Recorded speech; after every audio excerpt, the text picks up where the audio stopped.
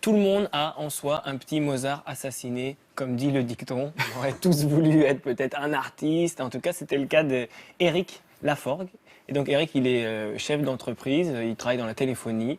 Et un jour, des Japonais rachètent son entreprise. Et donc lui, il se dit, qu'est-ce que je vais faire maintenant? Et puis il se dit, allez, j'ai un peu d'économie et je vais voyager. Donc il part un peu partout sur la planète. Et un jour, il décide de mettre tous ses clichés sur une plateforme en ligne, sur Internet. Et là, il se rend compte en fait qu'elles sont extrêmement partagées. Des magazines s'intéressent à son travail. Et depuis, d'ailleurs, il arrive à en vivre. Donc ça, c'est le début de la success story. Mais ce qui est intéressant, c'est qu'il a décidé de faire un focus sur justement certaines populations, notamment celles qui sont en voie de disparition. Donc c'est pour ça qu'on va pouvoir aller en Éthiopie. Toi, Fred, je crois que tu connais bien cet endroit et que tu as été avec Zabou Bretman. Ouais, on est allé dans la vallée de l'Omo avec Zabou. Vous l'avez vu l'émission là. Elle était chouette, hein? Ah oui, Ça vous avait plu? Ouais. super. Qu'est-ce qui vous avait plu, Anne? Elle est adorable, elle. Elle déjà, ouais. Adorable. Et après, bon, voir quand ouais, même, puis, au XXIe siècle, voir des gens vivre encore comme Ouais. ça, c'est... Moi, ce que j'avais adoré, c'est quand Fred avait fait Louis de Funès. Vous vous rappelez quand il devait faire peur aux oiseaux et que Ouais. et comme ça. Et alors, il faisait Louis de Funès et le type qui n'avait jamais entendu parler, il imitait Fred qui Ça, imitait c'est un Louis de moment Funès. incroyable parce qu'à un moment donné, je ne criais pas assez fort et j'avais pas imité Louis de Funès depuis l'âge de 14 ans. Donc je ne peux pas le refaire. Et à un moment donné, je suis quand même avec un homme qui ne sait même pas ce que je fais et qui va prendre la même voix et qui fait ma biche. Donc, je ne dis pas au moment des adieux, quand il vous dit ma biche, etc. Et puis surtout, il y avait un garçon qui était sans doute un des premiers féministes de l'histoire de l'humanité parce que j'avais été marqué par son histoire puisqu'il aidait sa femme en cachette. Parce que là aussi, si les autres le savaient, il était rejeté. Et ce qui est pire pour un être humain, c'est d'être rejeté. Et donc, ces copains qui aidaient leur femme à aller chercher de l'eau, qui étaient rejetés, se pendaient ensuite. Donc, en fait, c'était quelque chose d'incroyable. Je n'oublierai jamais ce voyage. Donc, dans cette vallée... Et dans cette vallée, ils ont une manière ils nous inspirent, ils peuvent être inspirants dans la manière qu'ils ont de récupérer leurs déchets.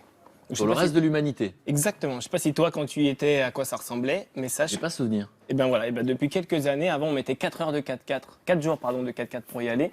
Aujourd'hui avec l'aéroport, c'est plus qu'1 heure et en fait ils commencent à être inondés aussi donc de déchets. Donc la société de consommation commence petit à petit à venir aussi grappiller tous ces endroits. À ton époque, il y avait des paquets de gâteaux, des trucs Non, comme ça où c'était vraiment J'ai reculé. pas vu de paquet de gâteaux. Oui, voilà, par exemple. ouais. Je n'ai pas vu ça. Non, Non, à l'époque, c'était pas. Mais tu veux dire que désormais, dans la vallée de l'Omo, il y a déjà des. Exactement. Et oui, parce que dans le coin, en plus, il y a des entreprises chinoises qui sont installées pour pouvoir récupérer des essences de bois. Donc il y a des usines, si tu veux, qui se sont Donc des installées. populations extérieures Des populations. qui viennent et qui amènent la Exactement. pollution. Exactement, parce que même pour le PIB mondial, en gros, eux, ils n'ont pas de pouvoir d'achat. Donc ils ont beau être au patrimoine mondial de l'humanité, ils font pas bosser l'économie. Ils ont des forêts improductives, alors qu'on pourrait en faire des grandes étendues pour mettre de l'huile de palme et faire de la pâte à tartiner industrielle. Donc ça, du coup, ça commence à, hélas, en fait, ça modifie beaucoup leur mode de vie.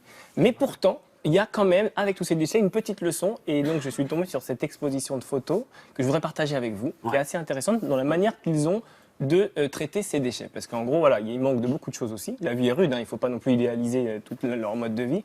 Mais avec nos déchets, ils en ont fait quelque chose de relativement esthétique. J'étais un peu mal à l'aise, même au début, avec cette exposition. Je ne savais pas quoi en penser. Et je pense que c'est intéressant d'avoir vos retours là-dessus. Les photos d'Éric Laforgue. Donc voilà, les photos d'Éric. Regardez. Donc ça, c'est leur idée à eux. Donc là, c'est voilà, exactement. Ils ont récupéré, par exemple, tout ce qui va être capsules de soda. Et C'est en vrai que fait, c'est pour étrange, eux, ça leur permet justement, en fait, c'est parce qu'ils dansent beaucoup, ils célèbrent avec beaucoup de bruit. Et donc, comment ça s'appelle, le bruit, en fait, des cadenas, des clés, des capsules, en fait, pour eux, C'est un instrument de musique. ça devient un instrument de Et musique. je peux vous dire qu'ils dansaient toutes les nuits. C'est-à-dire que on travaillait au champ toute la journée, et c'est vrai que toutes les nuits, et j'ose même pas faire la danse qui était extrêmement épuisante pour les mollets, parce qu'on saute comme ça, et toutes les nuits, il y avait un truc comme ça de défoulement, et on dansait sous la lune, et je vous jure que c'est vrai, maintenant, partout où je suis dans le monde, il y a la lune. C'est la même partout, je le dis parce qu'il y a une candidate de télé-réalité qui pensait qu'il y en avait 2. Non, et à chaque fois que je vois la lune, je pense à eux, je sais qu'ils sont en train de danser. Donc je savais pas qu'ils dansaient avec les capsules. Mais c'est vrai que c'est très étrange comme... Donc voilà, là, on voit Ils ont c'est un récupéré en bracelet. fait les capsules. Exactement, là c'est un bracelet de montre en fait. Et donc pareil, par contre il y a un côté esthétique, je pense, après qui est encore plus frappant. Regarde, ensuite, voilà. Donc on a presque l'impression que c'est des créateurs qui les auraient habillés. Oui. Et bien en fait non. Là par exemple, ce qu'on voit, c'est que sur ces oreilles, je pense celle d'après, on peut regarder, c'est des cartes SIM qui récupèrent en fait et qui mélangent avec leur art Le paysage traditionnel. Ouais. Voilà, les épingles, alors ça c'est les barrettes là pareil, c'est quelque chose qui vient de Chine, qui coûte pas cher du tout et qui du coup les a beaucoup, enfin les marques beaucoup, ils utilisent beaucoup ces barrettes. Et ensuite, donc voilà, donc homme-femme. Il y a vraiment un vrai sens de l'esthétique. Ce qui est intéressant, c'est que sur ces plateaux-là, en Éthiopie, donc il y a énormément d'ethnies différentes. Et il y a ceux qui sont nomades et ceux qui, du coup, sont sédentaires. Les sédentaires, ils vont développer plus le mobilier. Et les nomades, du coup, c'est forcément les bijoux. Donc depuis le début, il y a ce raffinement et ce goût, en fait, cette esthétique qui était assez marquant. Donc là, voilà, c'est quelque chose d'une carte SIM qui sont découpées. Les fameuses barrettes.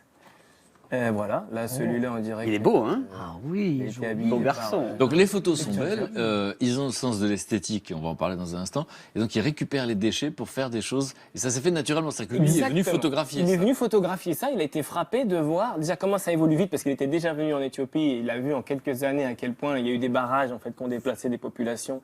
Donc ils ont été vraiment victimes de cette mondialisation. Et c'est ça qui est dur, c'est de se dire qu'aujourd'hui, il y a quasiment plus de populations qui peuvent vivre éloignées ou selon leur mode de vie traditionnel. La mondialisation fait qu'en fait, un peu partout, ils sont contaminés par les excès de cette société Parce de qu'on vient leur consommation. prendre leur terre, effectivement. Exactement, pour en faire des choses plus intensives. productives et voilà. Donc étrange, je comprends que tu aies eu un petit malaise en fait, parce que je sais pas ce que ça nous dit. Mais c'est ça, en fait. Est-ce qu'ils prennent nos déchets et ils en font, ils trouvent ça joli, ou est-ce que justement il n'y a pas cette dimension créative? Parce que je pense que la photo d'après, on la voit un peu plus, voilà, là il y a quelque chose encore vraiment plus, beau, hein. plus fort. Mais ce que ça dit, c'est que ces populations-là, le mot déchet n'existe pas en fait. Et on le retrouve partout. Moi, je m'étais renseigné dans tous les récupèrent. peuples premiers, le mot déchet n'existe pas en fait. Rien ne se perd, rien ne se crée, tout se Parce que transforme. d'habitude c'est organique. Donc, Et c'est organique dans la nature, en fait, il n'y a pas de déchets. On est la seule espèce à avoir autant de déchets, notre civilisation encore plus. Et eux, voilà, pour eux, non. Il y a un côté créatif, je trouve, qui est intéressant de se dire un déchet, en fait, n'est qu'un déchet parce qu'on n'a pas trouvé une utilité. En se creusant un peu l'esprit, peut-être que, en fait, le déchet, ça serait pas la finalité d'un objet, mais une phase avant de retrouver un sens pour cet objet. Bon, ça c'est une vision intellectuelle ça, des choses. C'est vrai qu'il y a quelque chose de très particulier. Votre réaction d'abord, spontanément, donc ce garçon qui a décidé de faire des photos de ce peuple premier qui décide de transformer finalement ce qui est moche chez nous en quelque chose C'est de beau. impressionnant de toute façon. Non, c'est surtout que quand on va jeter quelque chose, maintenant on va penser à eux, on va dire mais qu'est-ce qu'ils en auraient fait eux avant de mettre dans la leur poubelle, on va créativité, dire ouais. attends mais qu'est-ce qu'on pourrait faire avec? Déjà ça pousse à la réflexion de Surtout vous qui êtes cantonnier. oui, surtout moi qui suis cantonnier. Mais oui. Si je faisais des colliers avec tout ce que je ramasse tous les jours. Non, mais c'est intéressant, les déchets. Ben, Non, justement, non, mais c'est vrai.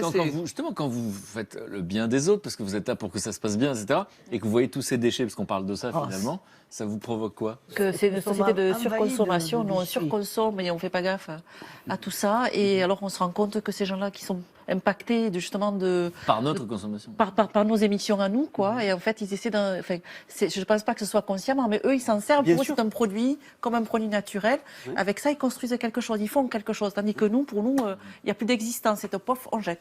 Et c'est Voilà. fou parce qu'il y a de la poésie là-dedans, mais ça fait réfléchir aussi. C'est-à-dire que finalement, de voir qu'avec notre consommation à nous, ils arrivent à faire des choses. C'est vrai que ce malaise, puis il y a un premier malaise au départ. Ouais, moi on est d'accord. hein, c'est beau. C'est pour ça que je voulais. C'est beau. Et c'est symptomatique aussi de nous, notre culture. En anglais, c'est encore plus fort parce qu'on dit tous jeter, en fait, c'est to throw away. Ça veut dire jeter Au loin. quelque part. Et souvent on dit, bah, where is away? C'est où away? En C'est fait, où? away, C'est où? quelque C'est où? part, bah, c'est la planète, en fait. À chaque fois qu'on a une assiette, enfin un papier, c'est une forêt, c'est des populations déplacées. Une assiette en plastique, c'est aussi le complexe pétrolier qui vient et qui prend et qui met, qui dégage en fait ces populations-là. Donc ce qui est intéressant, est-ce que ça doit aussi nous faire réfléchir un peu sur ce qu'on appelle les biofeedbacks. C'est que nous, on est complètement déconnectés du coût écologique et humain des produits qu'on consomme. Et là, pour moi, c'était plus voilà, un rappel de il n'y a pas de away, il n'y a pas de quelque part en fait. Il y a une seule planète, une est indivisible, on est interdépendants. Et du coup, comment est-ce qu'aujourd'hui, le déchet, on va essayer de changer notre culture pour se dire le déchet, en fait, maintenant, quand on construit des produits, pourquoi est-ce qu'on n'insère pas déjà le recyclage dans la conception? Ce serait simplement une contrainte en plus. À l'époque, on pensait qu'on n'y a pas réfléchi.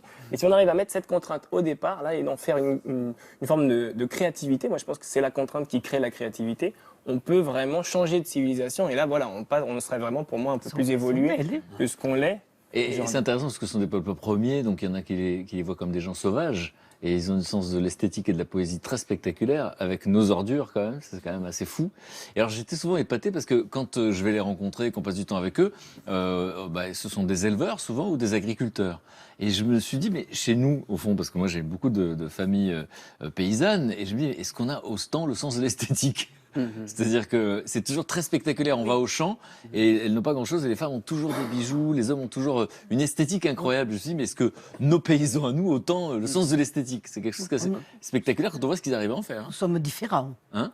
Mais pour finir, moi, d'un point de vue personnel, on a déménagé là, toute l'équipe avec qui on a fait le film Enquête de sens à Paris dans un grand complexe qui s'appelle Les Grands Voisins. Ils ont en gros légalement squatté l'hôpital Saint-Vincent et c'est que des associations de solidarité internationale, d'écologie qui sont là. Et donc on fait que de récupérer des objets parce que personne n'a d'argent et qu'il restait plein de trucs en fait. L'associatif c'est pas là où il y a le plus d'argent. Et en fait on se rend compte en effet la contrainte c'est aussi une créativité. Et il y a des peintres. Nous on a mis nos bureaux par exemple c'est des portes avec des tréteaux. On a fait avec des palettes des petits canapés. Et les uns les autres chacun aide. Il y a les artistes qui viennent qui peignent. Et en fait l'enjeu et je pense que c'est l'enjeu sociétal c'est comme aujourd'hui on arrive à faire avec moins mieux. Et des choses belles. Et de redonner de l'esthétique, chez nous aussi, c'est possible. Et nous, on a un énorme, c'est presque un village qui a pu utiliser le recyclage et qui l'a mis vraiment comme une contrainte. Et ça fonctionne. Donc là, pour moi, il y a de l'espoir à ce niveau-là.